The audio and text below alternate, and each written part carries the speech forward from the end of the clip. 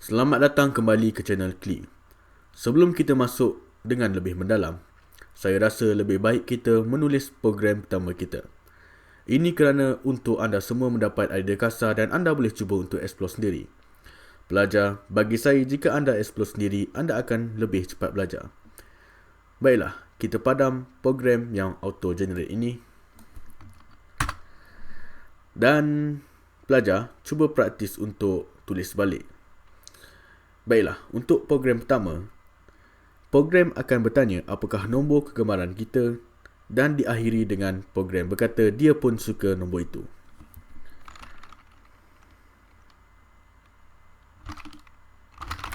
Include iostream integer name bracket, dan kita akan mula menulis dengan integer nombor kegemaran std cout, masukkan nombor kegemaran std line std cin nombor kegemaran std cout, itu juga nombor kegemaran saya. std line. Baiklah, kita sudah siap menulis program pertama kita dan saya akan terangkan. int ataupun integer adalah fundamental variable. int ataupun integer bermaksud whole number, seperti 1, 2, 3 tanpa titik perpuluhan. Terdapat banyak variable seperti karakter, boolean, float dan pelbagai lagi. Saya akan terang dengan selanjutnya di video akan datang. std bermaksud standard library. Kita akan bincang selanjutnya tentang penggunaan namespace di kelas seterusnya. cout ataupun karakter output berfungsi untuk memaparkan sebarang karakter di output device seperti di konsol. Untuk code like, output device kita adalah konsol. Mari kita lihat bagaimana bentuk konsol. So kita akan run dan juga build and execute. Masukkan nombor kegemaran. Jadi ini adalah output. Jika kita lihat cout output, dan ini adalah output. Kita masukkan nombor kegemaran kita, mungkin 10, dan program akan berkata itu juga nombor kegemaran saya. Baiklah pelajar, saya akan memberikan tips tentang bitwise shift operator. Setiap cout dan cin objek ini akan mempunyai bitwise shift operator. Bitwise shift operator adalah anak panah ke kiri ataupun ke kanan. cout akan menggunakan anak panah ke kiri dan cin akan menggunakan anak panah ke kanan. Dan pelajar baru selalu confuse untuk menulis anak panah ini ke kiri ataupun ke kanan. Untuk mengingatinya, saya akan membuat satu tips untuk anda. Bayangkan cout ini seperti console out. Cout ini adalah seperti benda yang kita hendak paparkan di konsol. Jadi segala objek di sini akan keluar ke konsol. Dengan itu anak panah akan pergi ke kiri. Seperti kotak dan pakej-pakej ini adalah konsol dan ini adalah objek. Mereka akan keluar ke dalam kotak. Samalah seperti ini. Saya akan terangkan lagi sekali, cout ini adalah console output. Kita anggarkan C ini sebagai konsol yang kita lihat tadi dan ini adalah objeknya.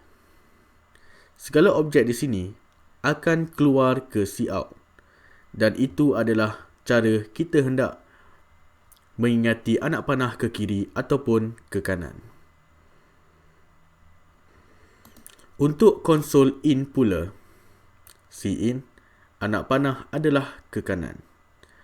Segala perkara di dalam konsol yang kita input akan masuk ke dalam objek. Jadi cin akan masuk ke dalam objek. Konsol akan masuk ke dalam objek. Dan bukannya konsol akan keluar daripada objek. Kalau konsol keluar daripada objek, anak panah akan berada di sebelah kiri. Saya terangkan lagi, kita anggarkan C sebagai konsol yang kita nampak tadi, yang kita boleh type in kita punya input, dan nombor kegemaran ini adalah objek variable. Daripada konsol akan masuk ke dalam objek. Daripada konsol akan masuk ke dalam objek. Dan anak panah akan masuk ke dalam objek. Dan bukannya anak panah akan keluar daripada objek. Dan itu adalah cara kita untuk mengingati anak panah tersebut. Untuk memahamkan anda lagi, mari kita lihat kod kita. Build and execute. Dan jika kita lihat, di sini adalah cout, console output. Segala perkara di sini akan pergi kepada konsol. Jadi segala perkara di sini akan keluar ke konsol. Segala perkara di sini akan masuk ke konsol. Jadi kita masukkan nombor 10. Kita tekan enter. Nombor 10 ini akan masuk ke dalam nombor kegemaran. Jadi konsol ke dalam nombor kegemaran. Daripada konsol ke dalam nombor kegemaran. Untuk menulis sebarang teks di dalam konsol, kita harus menulis dengan menggunakan 2 semikolon dan masukkan teks anda dan tutup dengan 2 semikolon. Dan jika anda hendak menambah objek lain, tambah anak panah ke kiri. Mari kita tambah teks lain. Daripada 1 hingga 10. Dan letakkan anak panah ke kiri kerana kita ada 3 objek. 1, 2 dan 3.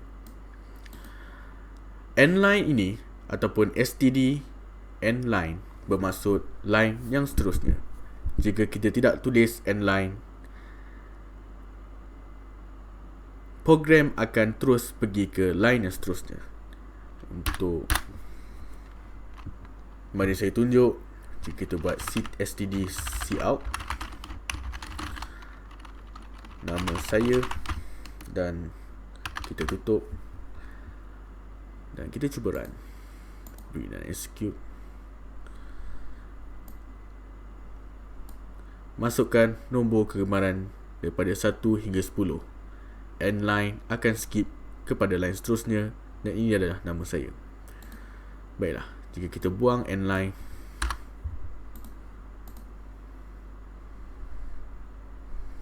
lihat, masukkan nombor kegemaran daripada 1 hingga 10, nama saya. Tiada line yang seterusnya di sini. Dan juga jika kita lihat, kegemaran daripada adalah bercantum. Untuk betulkan itu, kita hanya perlu membuat space di sini ataupun space di sini. Kita juga boleh menggunakan /n untuk membuat line yang seterusnya. Mari kita lihat. Masukkan nombor kegemaran /n daripada 1 hingga 10. Jadi daripada 1 hingga 10 ini harus ke bawah.